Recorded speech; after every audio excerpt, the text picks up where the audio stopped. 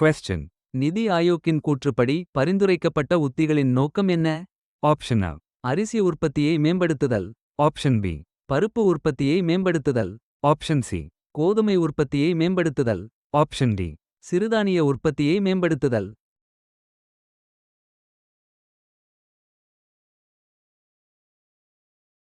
The correct answer is பருப்பு உற்பத்தியை மேம்படுத்துதல். Question. ஒடிசா அரசாங்கத்தால் TCS தேர்ந்தெடுக்கப்பட்டதன் நோக்கத்தை பின்வருவனவற்றில் எது சிறப்பாக விவரிக்கிறது? Option A. சாலைகள் அமைத்தல். Option B. மருத்துவ உபகரணங்கள் வழங்குதல். Option C. AI இயக்கப்பட்ட ஒருங்கிணைந்த நிதி மேலாண்மை அமைப்பு 3.0 ஐ உருவாக்குதல். Option D. பள்ளி புத்தகங்களை வழங்குதல்.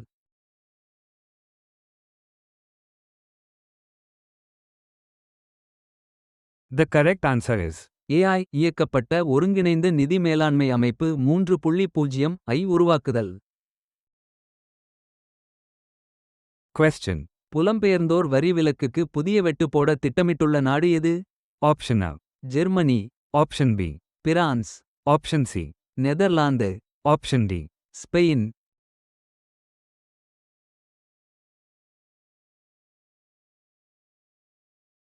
The correct answer is Netherlands. Question. AI இயங்கும் மெகா டவுன்ஷிப் எந்த மாநிலத்தில் திட்டமிடப்பட்டுள்ளது? Option A. Tamil Nadu. Option B. Andhra Pradesh. Option C. Karnataka. Option D. Kerala.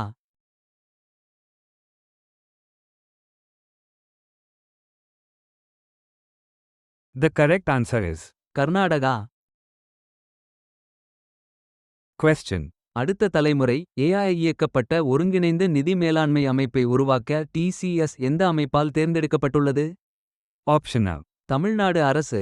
Option B. Karnataka அரசு. Option C. ஒடிசா அரசு. Option D. மேற்கு வங்க அரசு.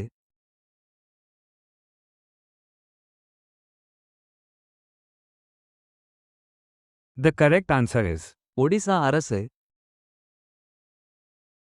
Question. சீனா எந்த வகையான குவிப்பு எதிர்ப்பு வரிகளை விதிக்க திட்டமிட்டுள்ளது? செய்திப்படி. Option A. மாட்டிறைச்சி. Option B. பன்றி இறைச்சி. Option C. கோழி இறைச்சி. Option D. ஆட்டு இறைச்சி.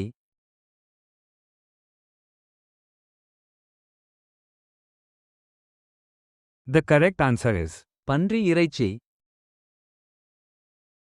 Question. நிலத்தடி நீர் மேலாண்மைக்கு எந்த அமைச்சகம் பொறுப்பு? செய்திப்படி. Option A. வேளாண் அமைச்சகம். Option B. சுற்றுச்சூழல், வன மற்றும் காலநிலை மாற்ற அமைச்சகம். Option C. ஜல் சக்தி அமைச்சகம். Option D. கிராமப்புற வளர்ச்சி அமைச்சகம்.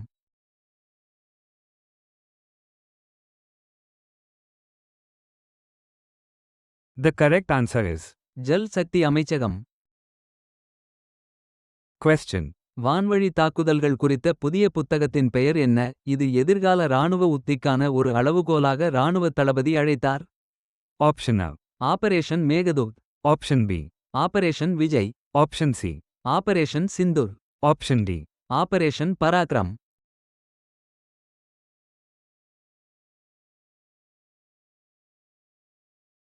The correct answer is operation Sindoor. Question. விண்வெளி நடவடிக்கைகளுடன் தொடர்புடைய எந்த அமைப்புடன் புரிந்துணர்வு ஒப்பந்தங்களில் கையெழுத்திட்டது? Option A. NASA. Option B. ISRO. Option C. NRSC.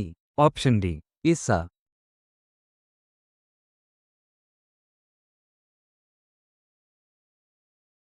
The correct answer is NRSC. Question. செய்திகளின்படி எந்த மாநிலம் குறிப்பிடத்தக்க FDI மற்றும் ஏற்றுமதி பங்களிப்புகளுடன் ஒரு வலுவான உலகளாவிய வீரராக உருவெடுத்துள்ளது? Option A. Maharashtra. Option B. Tamil Nadu. Option C.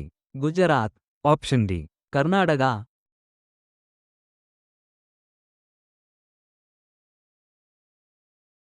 The correct answer is Gujarat. Question. ஜப்பானுடன் மேம்பட்ட பாதுகாப்பு உறவுகள் தொடர்பாக எந்த நாடு குறிப்பிடப்பட்டுள்ளது? Option A. America. Option B. தென்கொரியா. Option C. Australia. Option D. England.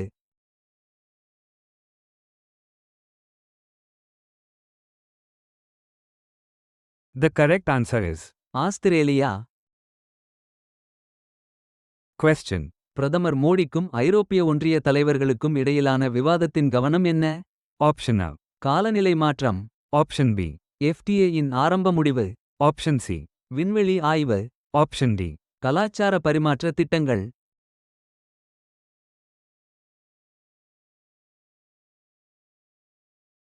The correct answer is. FDA இன் ஆரம்ப முடிவு. Question. நாசாவின் இணை நிர்வாகியாக நியமிக்கப்பட்டுள்ள இந்திய அமெரிக்கரின் பெயர் என்ன? Option A. Sunita Williams. Option B. Raja Chari. Option C. Amit Kshatriya. Option D. Kalpana Chawla.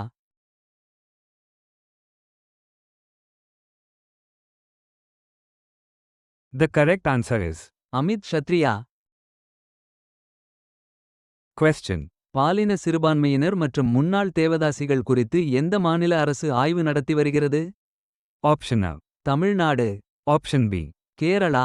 Option C. Karnataka. Option D. Andhra Pradesh.